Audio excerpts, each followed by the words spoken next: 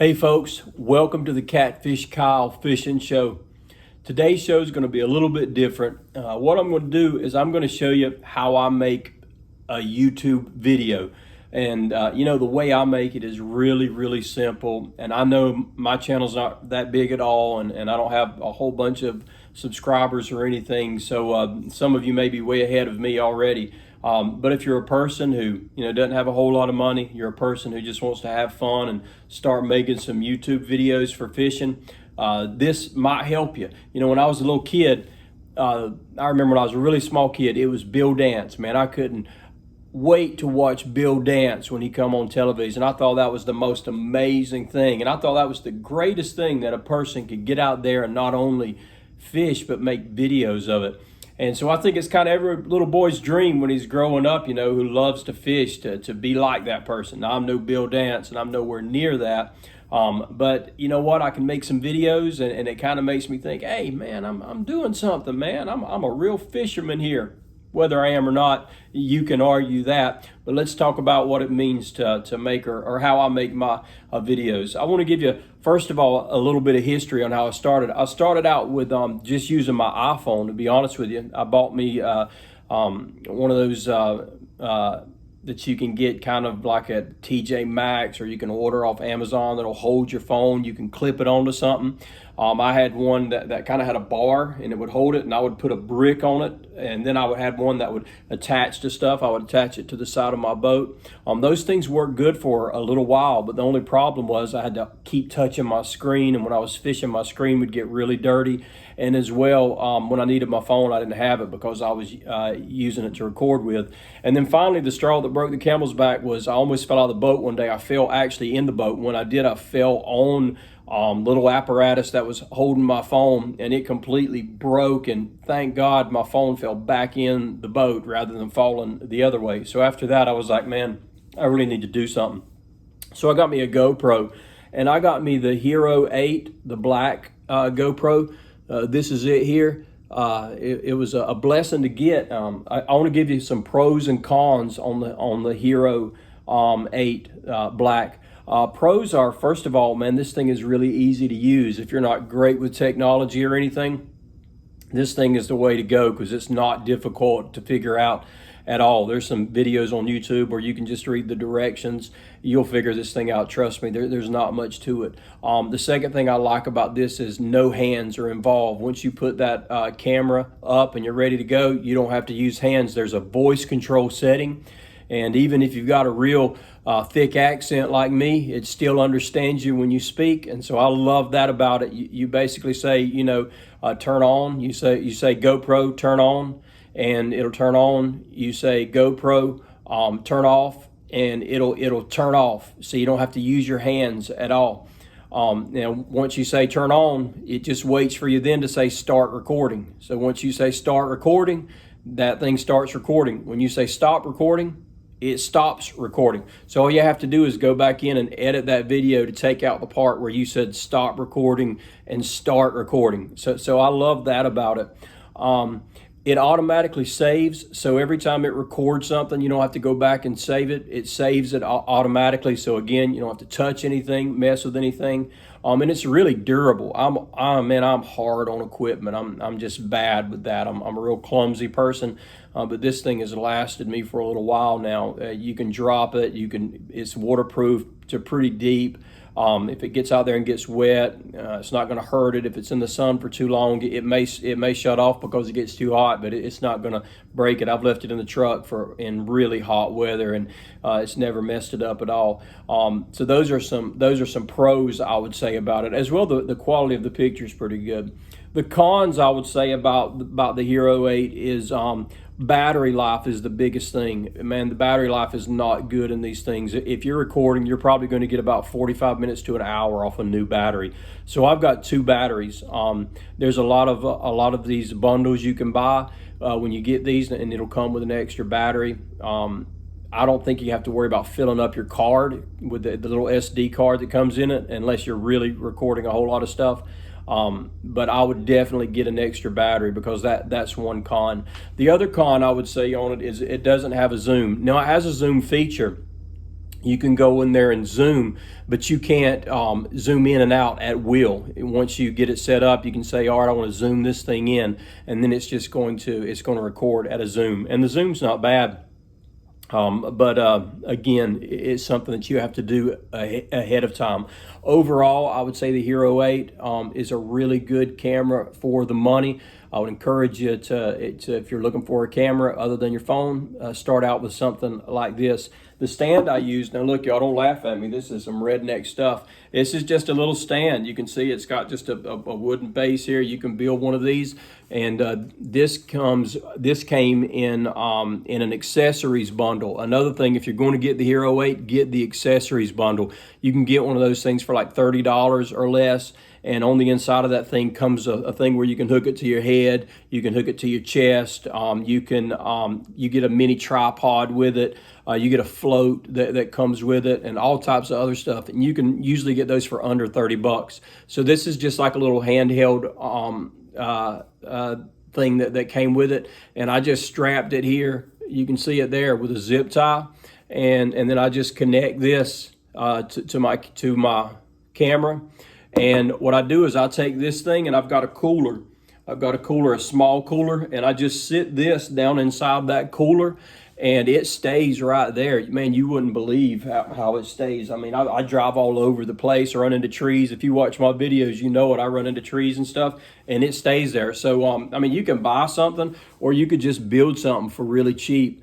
If you're looking for a stand. I don't like to clip mine near the edge of the boat because I'm always scared that that thing's going to fall out the side of the boat. So that's what my equipment looks like. Now, what I do when I start editing my movies is I just use the iMovie.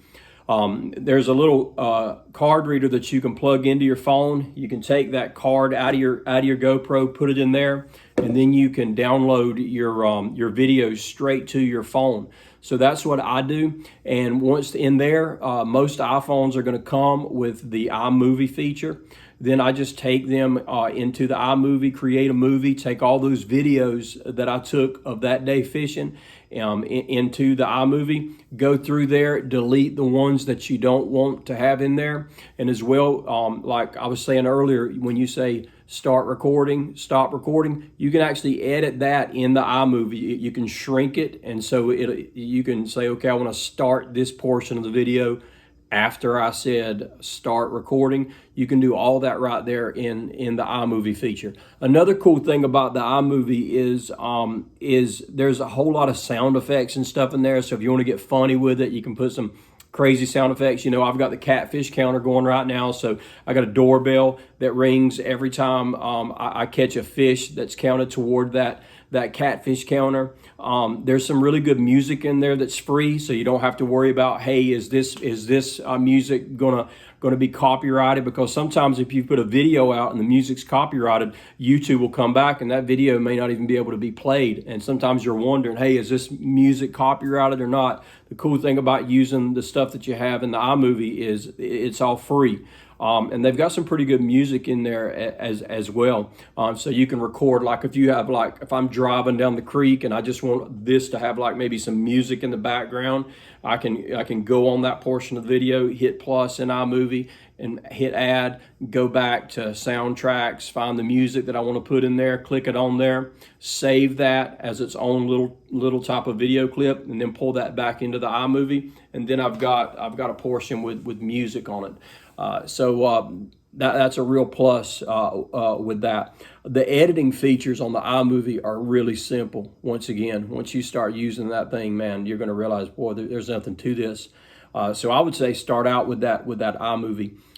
Just to share with you what a week looks like for me, I don't have a lot of time to fish. I am able to fish like one day a week, and that's it. I'm a dad, I'm a husband, I've got a job, I've got a whole lot going on in my life. I can't imagine these guys and these ladies who fish all the time like that, but I don't have much time to do it, so I have to make the most of my time. So here's what a day looks like for me, or our video looks like for me.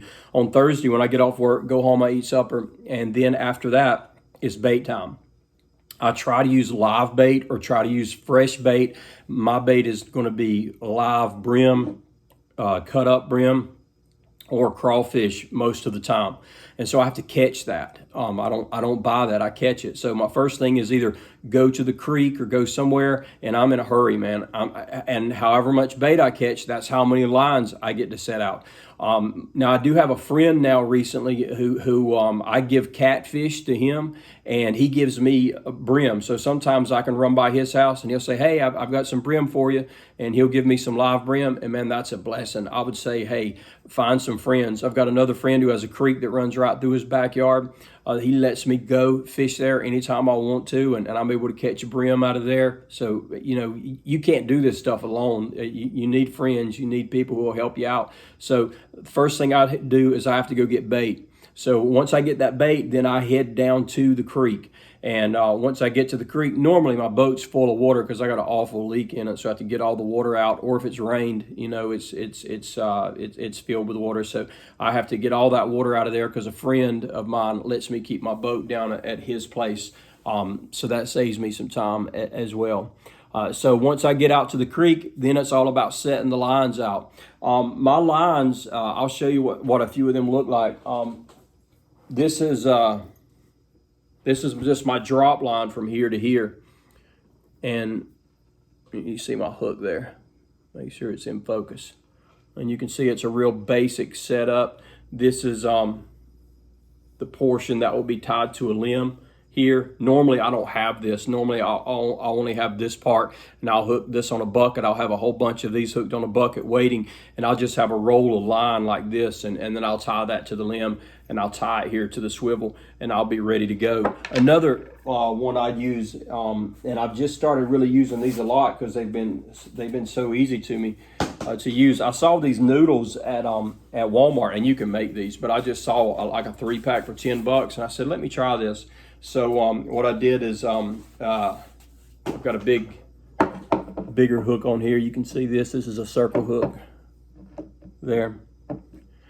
Same type of setup here. Line's a little bit longer. You can notice there, off of there. And the reason I like these things, I've been amazed at how well they've worked. I've caught a lot of fish. I've caught some big fish on these things. Sometimes with the limb, maybe a limb's too far up in the tree for me to really be able to tie a limb line in the proper way that I need to tie it. Or maybe I want to keep, maybe that limb is not as limber as I would like it to be. It might be too stiff.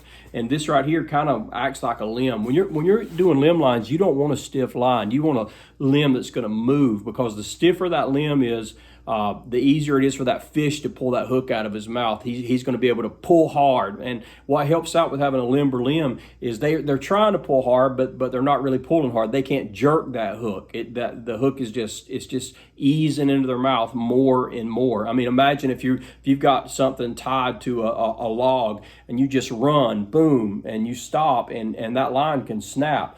But if you're tied to something that's going to give, it's going to take a whole lot more to break that thing. So this kind of acts like a limb on top of the water. They're not going to take this thing under the water. If they do, they're not going to leave it there for long. As well, if they were to break this off, I would still see this noodle floating around somewhere, most likely, and get them back. And the other reason that I kind of like these is I'm in a hurry a lot of times, especially now when the days are getting shorter. I can hook these up a lot quicker than I can anything else, because I keep a line just wrapped around this thing, so I don't have to really set up another line. All I have to do is drop this out, tie this to the limb, and bait it, and I'm ready to go. So I like that because it's quicker. Sometimes I use J hooks. Y'all might wonder about the hooks. I do use a number of J hooks. These are just some eagle claw hooks. These are some old ones that I'm about to recycle out. You can see how they've got a little rust on them. They don't have any type of offset to them or anything. These here, you'll notice this one, that's got an offset to it. I like an offset better hook because I believe they hook up better. But I'll be honest with you, I get a lot of hookups, and I've caught some big fish on just these J hooks, these eagle claw old-fashioned hooks. So I'm not a person to tell you what type of hook to use. You use a J hook, you use a circle hook, whatever you want to use, whatever's working for you. So that's how I do it. The next day when I get up, I get all those lines set out. Normally It's about 7:45 or 8 o'clock, and then I'll come home.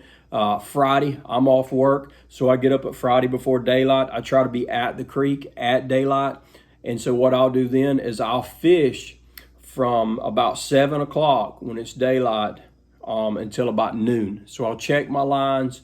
I may rebait my lines, get the fish I've got in. So from 7 to noon, I fish. So from about 7 to 8, I set lines on Thursday evening. And then from about 7 to noon, I fish on Fridays. So that may be about 6 hours of total fishing, something like that, 6 or 7 hours of total fishing a week. And that's all I do. I hardly ever fish on Saturday, and I never fish on Sunday, except in extreme circumstances. I might fish on Sunday, but only on Fridays or am I fishing. So that gives you an idea. Man, I have to really make the most of my time because I don't get a lot of time out on the water. So that's how my week looks whenever I'm making a fishing video. As far as advice, what I'd give you is, first thing, if you want to start a YouTube channel, make sure you enjoy it. Because, man, if you don't enjoy it, this thing's going to turn into work. This is a hobby for me. I really enjoy fishing, but I also enjoy doing these videos. I enjoy interacting with people. Again, I don't have a lot of followers, a lot of subscribers. I don't have a lot of views, but I do have some people who really enjoy it, that they tell me that they do.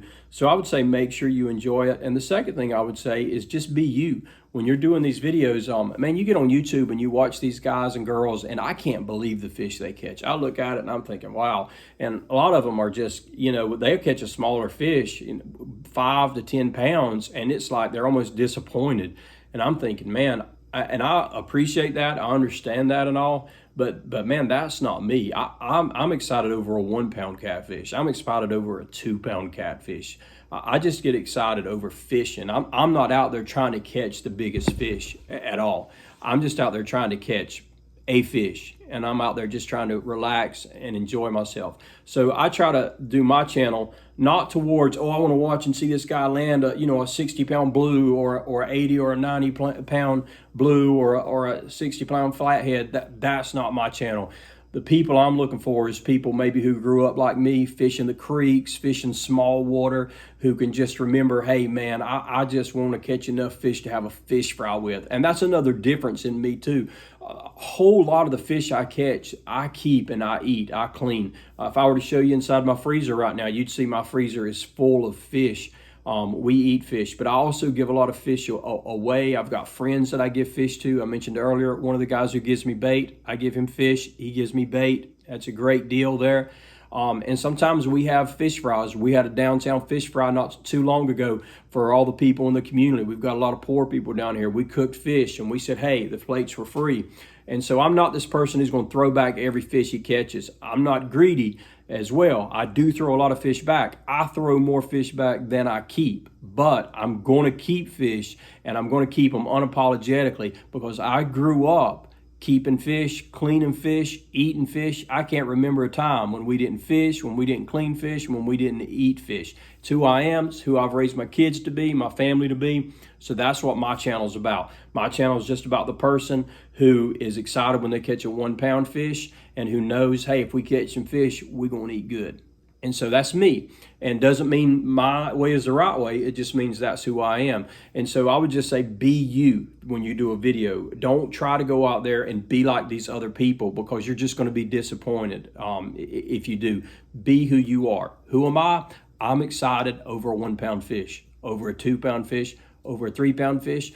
I caught a 30+ pound fish the other day. Oh boy, I'm really excited. But I tell you, if I'm ever not excited, even about a fish that weighs a pound or 2 pounds or 3 pounds, I'll just quit fishing.